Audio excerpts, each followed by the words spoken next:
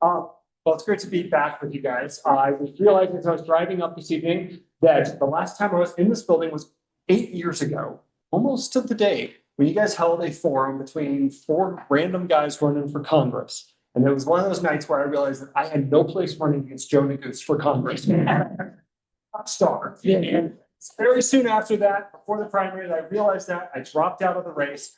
Best decision I've ever made. I'm a friend of mine, and a week later, I met my wife, which I would not have met if I was campaigning. So it's great to be back with you tonight. I'm Chris Larsen. Tonight, I'm here running for CU Regent. And I think I'll start answering the question that's always asked is, what is a CU Regent? Why are we electing you? Who are you? It's always one of those things you get to the bottom of your ballot and you're just like, yeah, look at the name, the letter after the name. CU Regent is essentially the city council for the university system in Colorado. It was put into our state constitution in 1876 that we elect this position, 9 people across the state, 1 per congressional district, 1 for the whole state, and we oversee the 4 universities, not the 4, but University of Colorado Boulder, Denver, Colorado Springs, and the Anschutz Medical System Center. We look at we relate the city council. We pass the budget. We pass overarching policies. We hire or fire the president. That's what the regents do.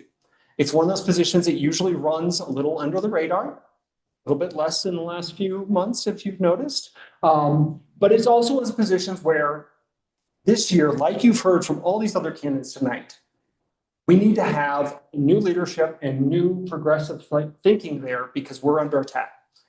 University of Colorado Boulder, where I work, university in general, is under attack by he who shall not be named. A little bit about me before I go into why I'm running, but I have lived in Colorado, born and raised in Colorado. My parents met at the university, so literally I would not exist without CU Boulder because they met at Sync in the late 60s. Grew up and around the university, went to college there. I was an RA in the dorms. I swam and skied for CU Boulder.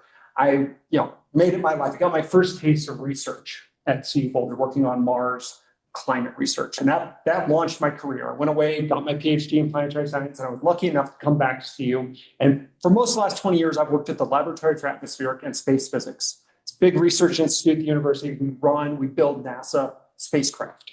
I've been fortunate enough to work on missions to Mercury, Venus, Earth, Mars, Jupiter, and Saturn, and the Sun. So I've spent a lot of time exploring the solar system from the university. It is my community. It's my home. It is what I've given my life to as teacher, as research, and now as a leader of a team of software developers working on these missions. When I wasn't there, I settled in Netherlands, another nice little mountain town. And that community, I loved that little town, still do love that little town. And it got me involved in politics because scientists don't get involved in politics. And you guys are part of a rare thing here tonight because you just heard 2 scientist candidates in a row. Brianna, a geochemist, and myself, a planetary scientist. Scientists don't get involved in politics. And I think that's a real shame because we bring a different viewpoint to things. When I settled in Netherlands, I got involved and became the mayor of Netherlands for 6 years. We pushed a lot of things through. Living wage for all our employees. We moved all our town facilities to solar power. We fought against VRBOs and Airbnbs and severely limited their impact on our town. Things I'm very proud of. And that experience I now want to bring to the university because I'm seeing the impact. My team, I've had to do layoffs because projects are being canceled at the university because they have the dreaded C word in them, climate. And we've lost funding because of that. We have lost so much diversity and inclusion and protections because of the attacks on universities as bastions of integrity and intellectual thought. And we can do more. We can use the power of the university to push back.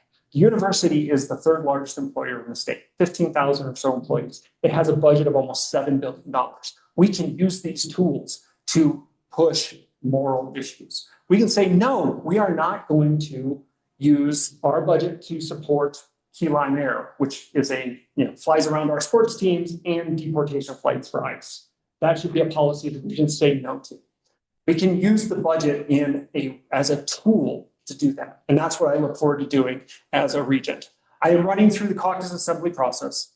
I would very much like your support as we come to this. We have the same thing where we go caucus assembly, but then we have the CD2 assembly on the 26th of March, where it takes 30% to get on the ballot.